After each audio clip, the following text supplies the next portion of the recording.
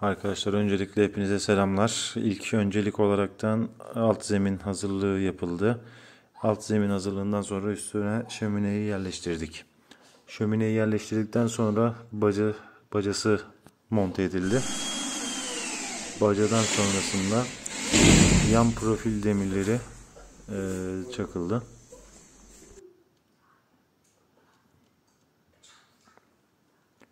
Profillerin içerisine yapılan ısı odası, bu malzemenin adı taş yünüydü yanlış söylemiyorsam. Taş yünü ile bir ısı odası yapıldı. Daha sonrasında herhangi bir duman kaçağı olup olmadığını test etmek amaçlı karton yaktılar.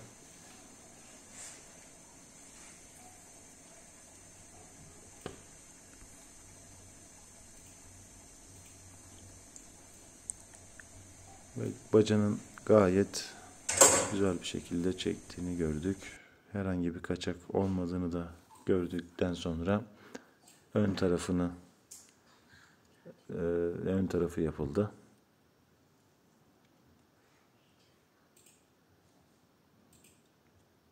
Ön tarafı kapatılmadan son hali bu şekildeydi. İçeride hiçbir şekilde boşluk bırakılmadan bu malzemeden döşendi. Üstüne de alçıpen ile kapatıldı. Aynı şekilde aynı işlemler ön taraf içerisinde de yapıldı.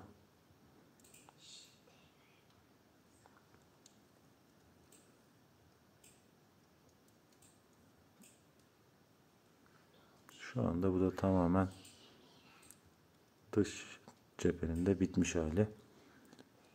Hava ızgarasının yeri açıldı ve mazgalı takıldı.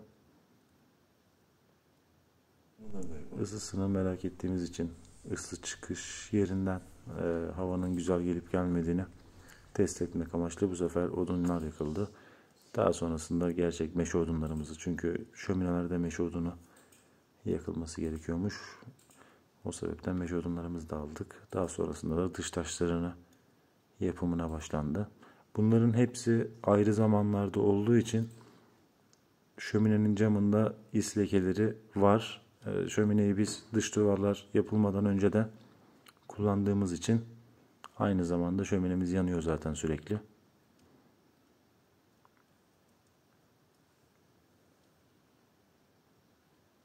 Dış duvarların yapım aşaması. Bunlara da patlatma taş diyorlar.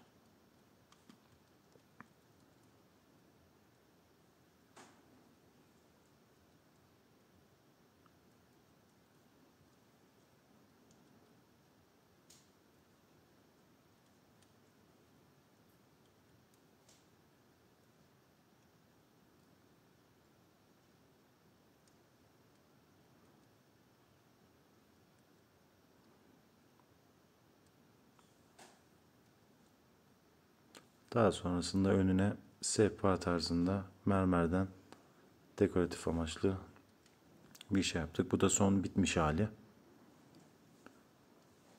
Şöminenin son bitmiş şekli bu şekilde.